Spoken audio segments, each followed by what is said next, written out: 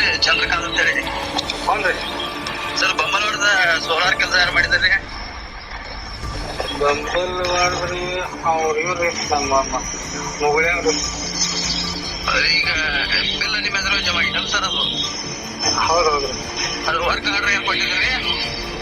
ಅಲ್ಲಿ ಪಂಚಾಯತಿ ಗೋಲ್ಮಾಲ್ ಆಗಿತ್ತು ಸರ್. ಅದು ಏನ್ರಿ ಈಗ ಇದು 20 ಬಿಲ್ ಆಗಿದ್ರಿ ನಿಮ್ಮ ಹೆಸರು ಮ್ಯಾಗ.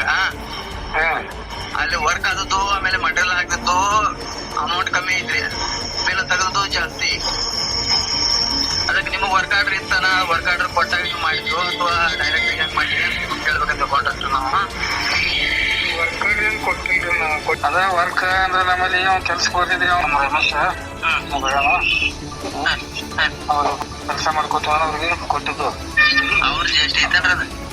ಯಾರ್ದ ಜಿಎಸ್ಟಿ ಅವ್ರ ಮ್ಯಾಗ ಜಿಎಸ್ಟಿ ಇತ್ರಿ? ನಿಮ್ಮ ಹೆಸರು ಜಿಎಸ್ಟಿ? ಜಿಎಸ್ಟಿ ನಮ್ದು ಐತಿ.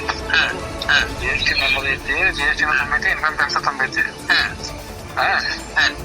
ಹಂಗಾಗಿ ಅವ್ರು ಕೆಲಸನೂ ಮಾಡಿದಾರ. ಏನ್ ಕಡಿಮೆ ಐತೆ ಅನ್ನತ್ತಿಲ್ಲ. ಅದೇನ್ ನನಗೇನಷ್ಟು ಗೊತ್ತಿಲ್ಲ. ಅವ್ರಿಗೆ ಫೋನ್ ನಂಬರ್ ಕೊಟ್ಟಿದ್ರೆ ಅವ್ರು ಫೋನ್ ಹಚ್ಚಾಕ್ತಾ ಇರಲ್ಲ. ಯಾರೇ ಮಾತಾಡ್ರಿ, ಈಗ ನಮ್ ಥರ್ಡ್ ಪಾರ್ಟಿ ಸಂಬಂಧ ಇಲ್ರಿ. ಯಾಕಂದ್ರೆ ನೋಡ್ರಿ, ಈಗ ಪಂಚಾಯತ್ಯಾಗ ಹೆಸರು ಬಂದದ್ ನಿಮ್ಮದ್ರಿ, ವೆಂಡರ್ ಹಾಕಿದ್ ನಿಮ್ಮ ಹೆಸರು ಮ್ಯಾಗ್ರಿ, ಕಾಂಟ್ರಾಕ್ಟರ್ ನೀವ್ರಿ. ಥರ್ಡ್ ಪಾರ್ಟಿ ಯಾರೋ ನೀವ್ ಹೆಸರು ಹೇಳ್ರಿ, ನಮಗೆ ಸಂಬಂಧ ಬರೋದಿಲ್ರಿ. ಇಲ್ರಿ ಮಾಡ್ಕೊರಿ. ಆಯ್ತಾಯ್ತು, ಓಕೆ ಓಕೆ.